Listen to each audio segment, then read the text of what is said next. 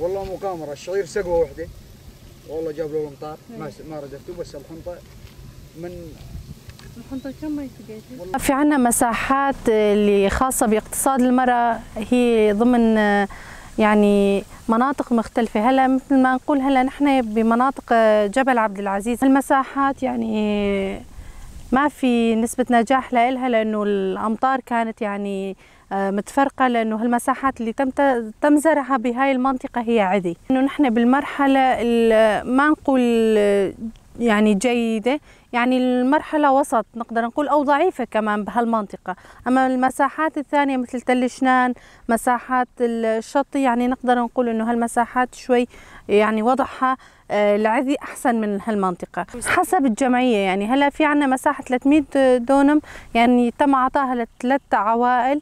يعني مثل ما شفتي انه هالمساحه يمكن ما راح تتضمن، يمكن هالمساحه يا راح تتضمن يا ما راح تتضمن، حسب يعني انه تم زرعها شعير، ومع انه تم زرعها شعير كانت متاخره بالزراعه، فما راح يكون في نسبه منها هذه السنه. يعني بشكل عام هون المناطق تقدري تقولي يعني ما في هالكومينات القريبه على بعض، لانه الكومينات متفرقه، فعدد النساء يعني بالاقليات. يعني نحن عم نحاول انه نعطيها لهالعوائل، العوائل اللي تكون قريبه من هالاراضي. اكيد رح يكون في خساره كبيره على العوائل، لانه مثل ما تعرفي يعني العالم يعني نحن عم نمر بازمه اقتصاديه يعني كبيره.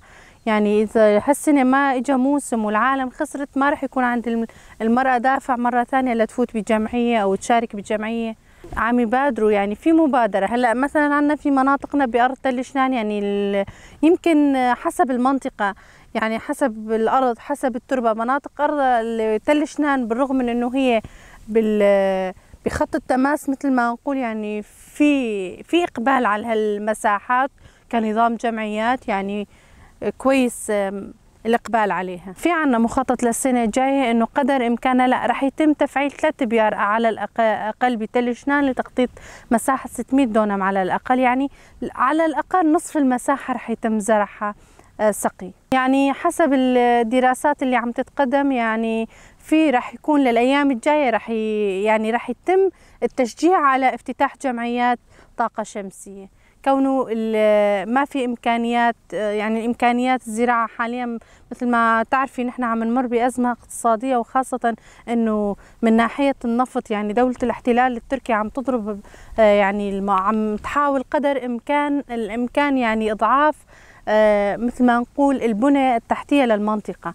يعني مثل ما شفتي عم يضربوا من مناطق حقول النفط، يعني مثل ما نقول حقول النفط هي العصب الحي للمنطقة.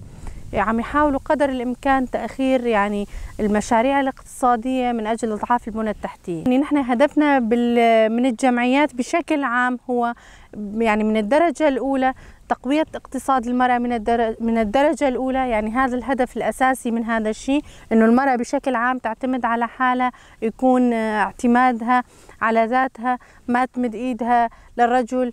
يعني من كل الاتجاهات يكون في عندها مصروف ذاتي شخصي، تحقيق الاكتفاء الذاتي للمرأة، يعني المرأة تكون مكتفية بحالها.